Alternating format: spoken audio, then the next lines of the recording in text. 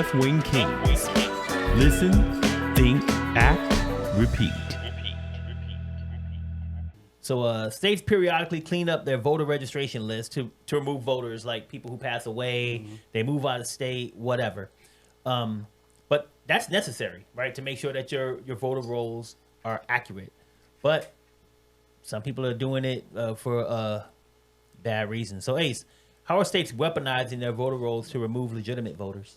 Well, in Georgia, and I don't have the legitimate the names, but I know there's two right-wing conservative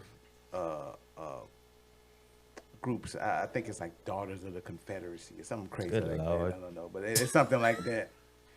That are going state by state and actually making a campaign of questioning people's votes. And we talked about it on the show before. We had the gentleman that had the barbershop, and he was a veteran, and they went out of their way to make sure his vote didn't count. I mean, we got, and all I can say, it's like a whole bunch of Karens out there just doing extra, man, just going out here just trying to make it hard and really specifically targeting it and going at it strategically. And Georgia is one of the states, and it's in these like battleground states where they know it's going to be, where they're trying to close that deficit since the last election. So that's how they're weaponizing it and going after it. I wish I had the name of it. I forgot the name of the people, but yeah, they're definitely attacking and trying to get these votes removed and these registrations removed so people can't vote. Yeah. Yeah, there's quite a bit, and we'll talk about Paxton again because that's another way. And believe it or not, guys, Texas is soon going to be a battleground state. You can say what you want, but it's happening. That's why he's putting things into place to make it difficult to vote, because all your major cities, besides Fort Worth, are Democratic. So you have your rural areas. So going back to the purging voter rolls. So failure to vote, some states remove voters if they haven't voted in recent elections. So let's say I set out for 5 elections, they'll remove them. You're disenfranchising now people who are eligible to vote. But I decide on this one, I want to vote. But now they've been removed from polls, from the rolls because they haven't voted in X amount of years. So there's states that are doing that. We know that's disenfranchisement.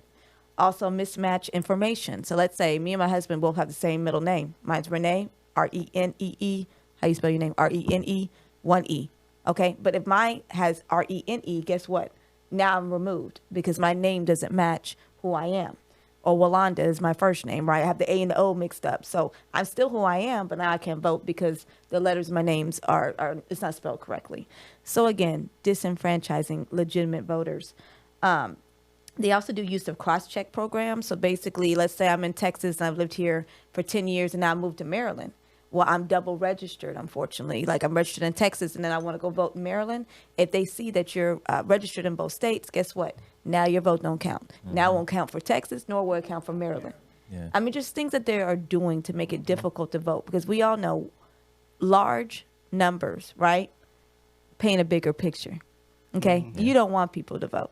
You make it difficult to vote because you want to sway or have an answer to be what it wants to be. Yeah. So, as far as, again, purging voter rolls, what it's come to is we've found that legitimate voters are now not allowed to legitimately vote based upon some of these rules. Well, to your point, like about Ken Paxton, the attorney general here in Texas, suing Bexar County, it's not purging voter rolls, but he's stopping people from being on the rolls in the first place. Yes.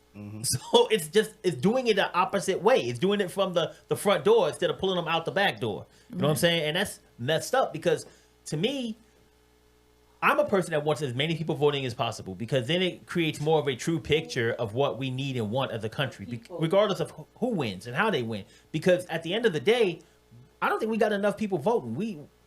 The percentage of people voting to the percentage of our population is crazy. It's not a lot.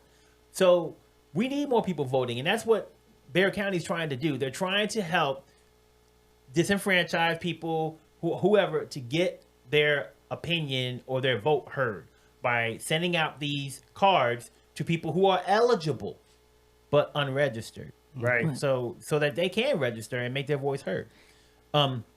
One thing I want to go back to is Steve McClinic. What's going on, Steve? Is on, and he back to the voter ID conversation. He said the more difficult it is to vote, the better it is for Republicans. Kind of like what Walanda just said. He said if they want folks to have an ID for voting, then they should make it so that the voter registration card has a picture on it. That I was going to say that would be a great idea because everybody gets a voter registration, at least in Texas. I don't know how other states, but that would be a good idea to have a picture of you. Even though we know we change with time, I think that would be an excellent idea.